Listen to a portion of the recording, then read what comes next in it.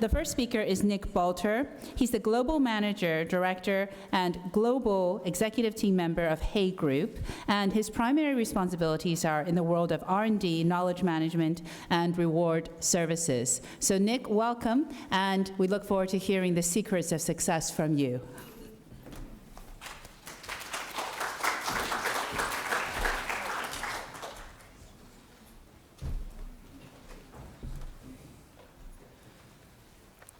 Okay, thank you, Linda. Like Sir Andrew, I'm afraid I'm going to speak in English and not in Mandarin. When I was at school, I learned Latin. And Latin is great for understanding as a root of most European languages, but it's absolutely useless for communicating.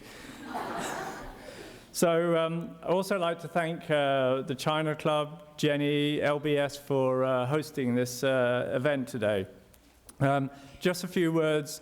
Hay Group, we're a global management consultancy. We've got offices in 48 different countries. Our niche area is helping organizations implement their strategies. We've been in China since 1980, and I think 95% of all our consultants in China are Chinese nationals. Now, innovation. So all our studies show that innovation really is one of the number one or two themes that all CEOs have on their agenda. In Europe, absolutely essential due to the slow growth of our economies, but also a major issue in China. Mr. Wong touched on it just now, but I was at the SEEBS conference earlier on this week, and there the speakers were saying how innovation is going to be absolutely critical for propelling the next stages of growth in China. Now, in the West, we've got many innovative companies. Now, if I can change the slides. Right. We've got many innovative companies, and it's interesting that our most admired companies are often also the most innovative. The issue is that we just don't have enough to propel the type of growth that we have. So in the short time I've got here, what I want to just do is talk about what we can do. Now, the first thing to say that in the West, maybe it's due to all this education that we have that some of our previous speakers have talked about, we don't have a shortage of ideas in companies. We've got no problem with ideas. We don't even have a problem with resources. What we do have is an execution problem. We don't pick up on all the ideas that exist in our organizations and turn them into real innovations. And the reason why, I think, is primarily a leadership problem. The problem lies with leaders in a lot of our corporates, and I'm talking predominantly about the West here, who set up their business processes, created cultures which are more focused on control, on operational efficiency, on risk minimization, on short-term product enhancements, rather than leading their teams and their employees to envisage the future, what future market needs might be based upon real customer insights. And I want to just give you two examples of this, and my apologies if you've heard these before. But Kodak. Kodak was the company that invented the digital camera. But it never built on its great know-how in digital photography. And it never took this to be its main sort of process. And to its great pity, Kodak has gone into administration now. It didn't seize upon the innovations that it actually developed.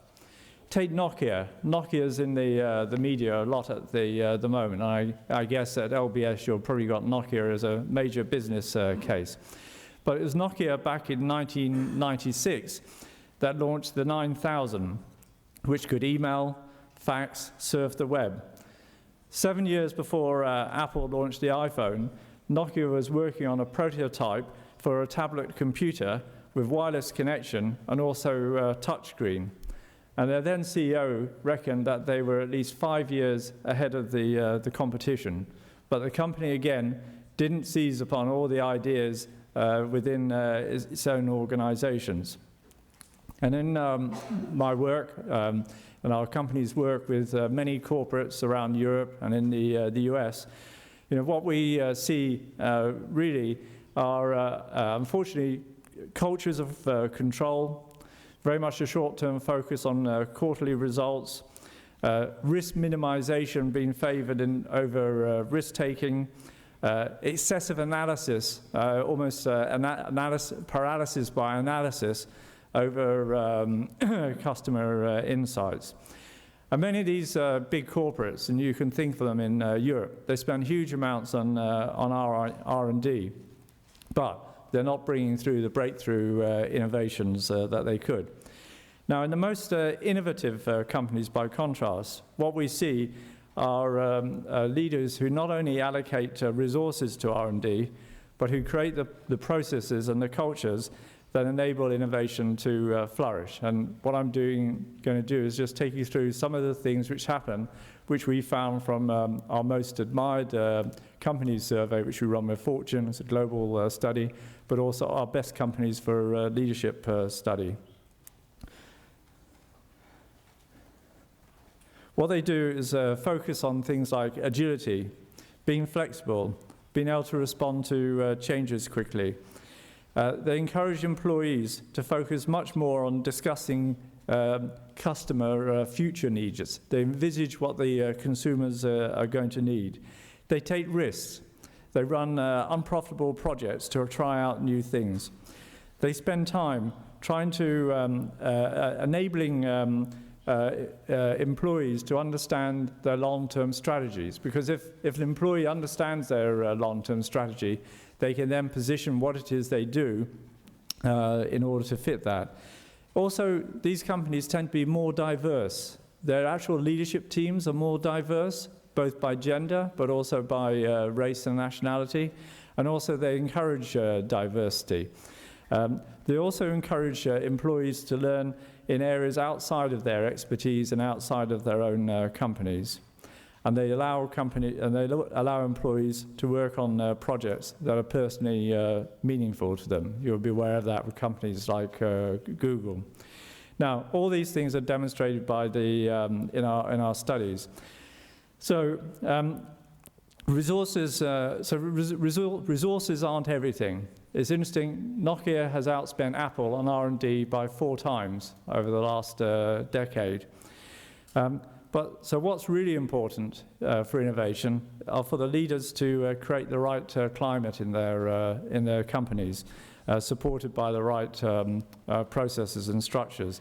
And the leader's impact is measurable. I hope it's somewhere outside, but I've left out some fact sheets which you can look at in order to look at this. But we find an innovative environment in a company very closely correlated with what we call a visionary style of leadership, where the leader is painting the future. I can imagine that Mr. Wong earlier was very good at doing that. But also a more participative style of leadership, which involves employees far more. Against this, what we see is directive styles of leadership, which is do it my way, do this, as being the enemies of innovation. And this is an issue that we believe that Chinese leaders are going to have to examine also in their own leadership styles. Now, we've done studies of entrepreneurs in China. Mr. Wong was one of them. What our data shows is that many Chinese leaders have really great characteristics to start off with, really high on achievement. Also, a very strong sense of social responsibility. Very strong on building harmony in business relationships, which is an issue many Westerners have to deal with when they work in China. Also, again, I don't want to keep quoting Mr. Wong, but very high emphasis on self-improvement and learning. But we also see leadership styles which we believe get in the way of innovation. A dominant style amongst Chinese leaders we see, at least in corporates, is a more directive style of the management. Also, less good at maybe building team commitment, which is about getting the team involvement behind the vision, and also finding ways to seek the information about consumer insights. And I've just seen a study that we've conducted which compares the organizational climate of companies in Germany together with those in China. And it's interesting that on most dimensions, German leaders we're not talking about Californian leaders here, we're talking about German leaders, pace the Chinese leaders. So German leaders create more clarity with their workforce, they're more visionary. They create more flexibility, and also they're better at delegating responsibility. And the only dimension of which they're broadly similar was on rewards. So obviously I'm not saying that leaders shouldn't look after the short term, but focus on operational efficiency. If they don't, they'll be dead. But got to also look at building the future. And in a corporate, this is different, because having an incubator at the same time as running a company for efficiency is a challenge. But these things need to be represented on the leadership teams at the top.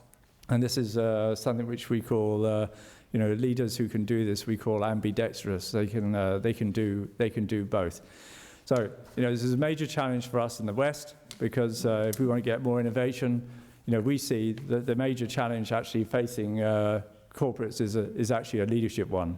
It's not resources, it's not the lack of ideas, it's with themselves and the way they manage their companies. And for China, it's probably going to be much the same.